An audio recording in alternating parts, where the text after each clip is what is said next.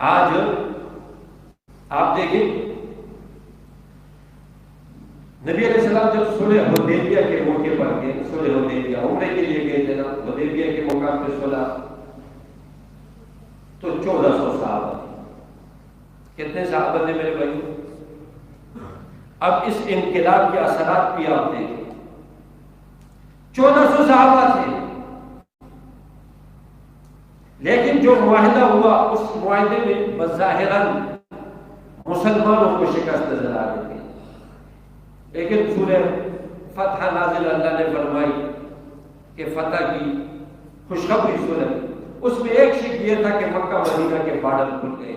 تو جب صلح حدیبیہ ہوا تو 1400 صحابہ تھے، لیکن جب نبی علیہ السلام مکہ کو فتح کر رہے تھے تو ان 3 سالوں کے اندر صحابہ اور نبی علیہ السلام کے اخلاق اور معاملات سے لوگ اتنے متاثر ہوئے کہ جب فتح مکہ کو جا رہے تھے تو 10,000 تھے۔ کتنے تھے میرے بھائی؟ 18 سالہ محنت میں 1400، 3 سال کے بعد وہ معاہدہ ٹوٹا تھا، ان 3 سال میں 10,000۔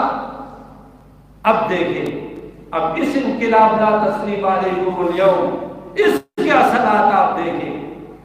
مکہ فتح ہوا نا تو اس کے بعد سال تھا یا کچھ زیادہ۔ اب جب نبی علیہ السلام آخری حج کے لیے جا رہے، آخری حج پہ جا رہے، 1 سال کا عرصہ نہیں گزرا، اب وہ 10,000 سے، اب جب نبی علیہ السلام جا رہے حج پہ 1,24,000 سے زیادہ صحابہ کا لشکر تھا۔ آج یہود اور نصارہ کا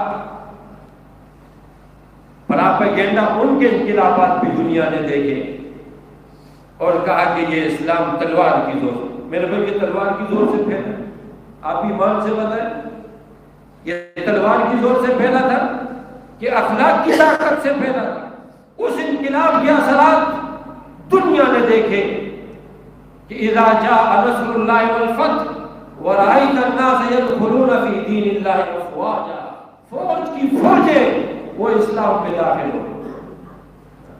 تو میرے بھائی یہ اخلاقی انقلاب تھا، تو جو دنیا کے سامنے نبی علیہ السلام